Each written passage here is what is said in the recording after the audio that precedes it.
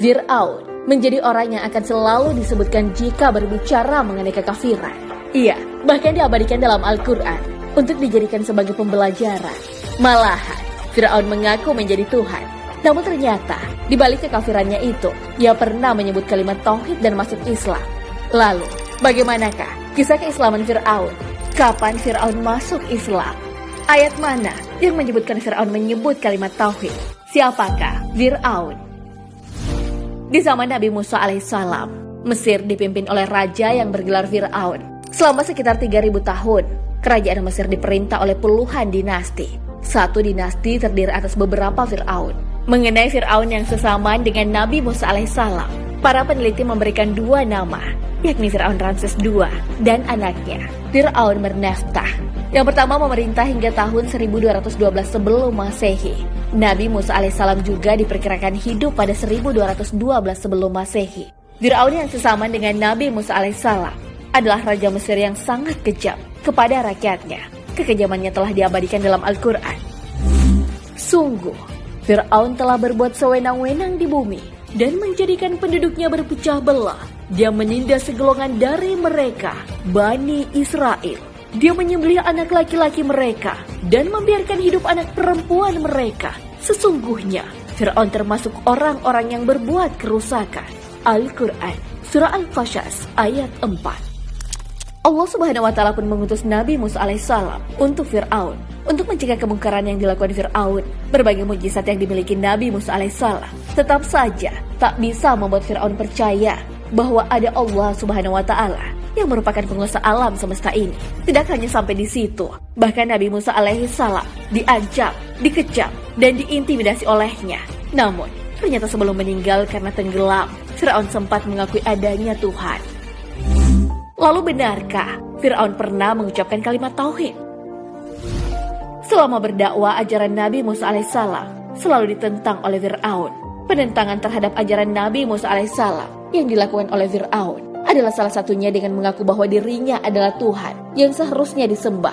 Puncak penentangan atas ajaran Nabi Musa alaihissalam adalah dengan memerintahkan pasukannya untuk menangkap Nabi Musa alaihissalam dan membunuhnya. Allah Subhanahu wa Ta'ala pun memerintahkan Nabi Musa alaihissalam untuk meninggalkan kota Mesir. Hal ini sesuai firman-Nya. Dan kami wahyukan kepada Musa, pergilah pada malam hari sebab pasti kamu akan dikejar. Kemudian Fir'aun mengirimkan orang ke kota-kota untuk mengumpulkan bala tentaranya. Al-Quran, Surah Asy-Syu'ara, ayat 52 hingga 53. Fir'aun dan pasukannya pun mengejar Nabi Musa alaihissalam dan pengikutnya. Saat pelariannya itu, Nabi Musa alaihissalam dan pengikutnya harus melewati lautan. Dengan izin Allah Subhanahu wa Ta'ala, Nabi Musa alaihissalam bisa membelah lautan sehingga mereka bisa menyeberanginya. Hal ini telah diabadikan dalam Al-Quran. Pukullah lautan itu dengan tongkatmu, maka terbelahlah lautan itu, dan tiap-tiap belahan adalah seperti gunung yang besar. Al-Quran, Surah Asy-Syu'ara, ayat 63. Fir'aun dan pasukannya pun tidak menyerah, mengejar Nabi Musa alaihissalam dan pengikutnya. Namun, rombongan Nabi Musa alaihissalam selamat, sedangkan rombongan Fir'aun ditenggelamkan. Dan kami selamatkan Musa dan orang-orang yang besertanya semuanya, dan kami tenggelamkan golongan yang lain itu. Sesungguhnya pada yang demikian itu benar-benar merupakan suatu tanda yang besar, dan tetapi adalah kebanyakan mereka tidak beriman. Al-Quran, Surah Asy-Syu'ara, ayat 65 hingga 67.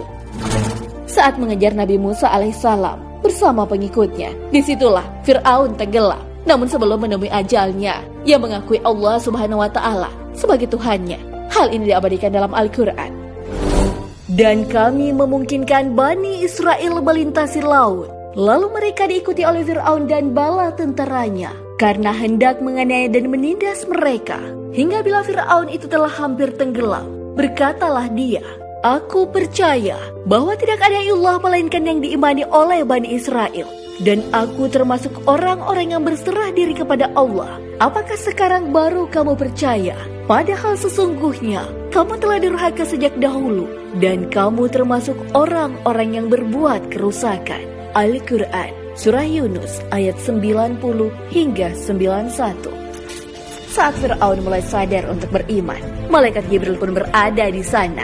Ia pun membungkam mulut Fir'aun dengan lumpur. Hal ini sesuai hadis Rasulullah SAW.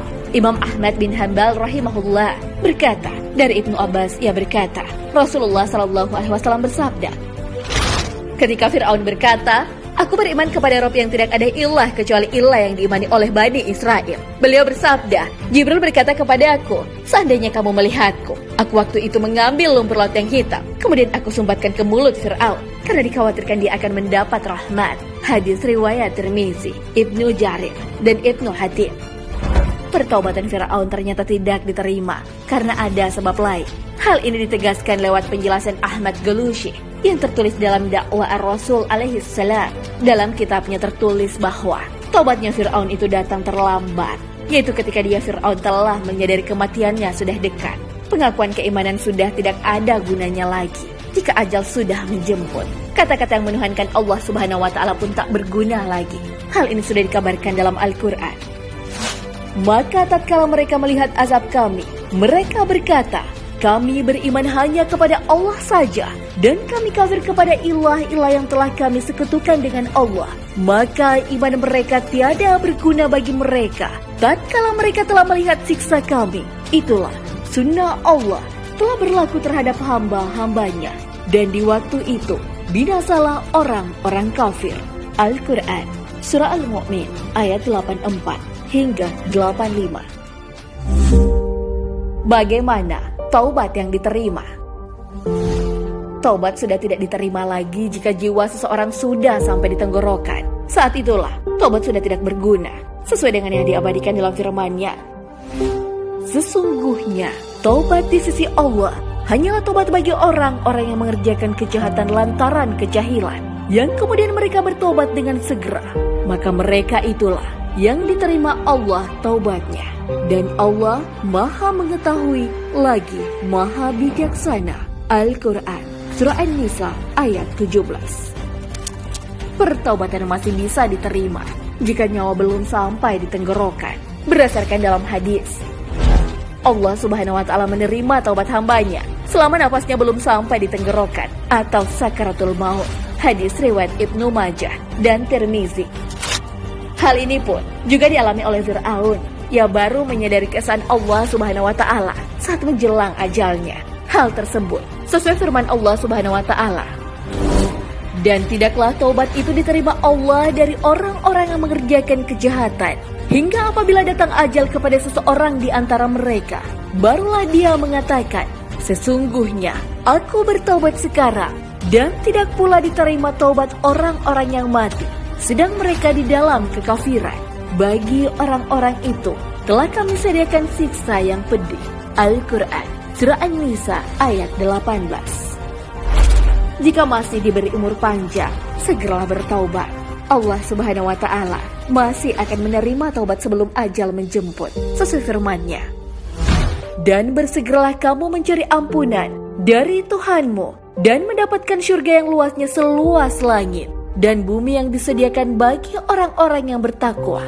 Al-Quran, Surah Al-Imran, ayat 133. Pengakuan terhadap tiada Tuhan selain Allah Subhanahu wa Ta'ala oleh Fir'aun sudah tidak ada gunanya lagi. Sebab hal itu dilakukan ketika mendekati waktu ajalnya. Taubat itu pun tak bisa lagi diterima. Jadi bukan semata-mata malaikat Jibril yang menyumpal mulut Fir'aun, tetapi memang taubat yang dilakukan Fir'aun sudah mendekati ajal. Padahal Nabi Musa alaihissalam sudah menyeru kepadanya dan Bani Israel lainnya. Nah, bagaimana dengan kalian? Masihkah ada dosa-dosa yang belum diakui dan dimintai ampun kepada Allah Subhanahu wa Ta'ala? Wallahu a'lam bishawab.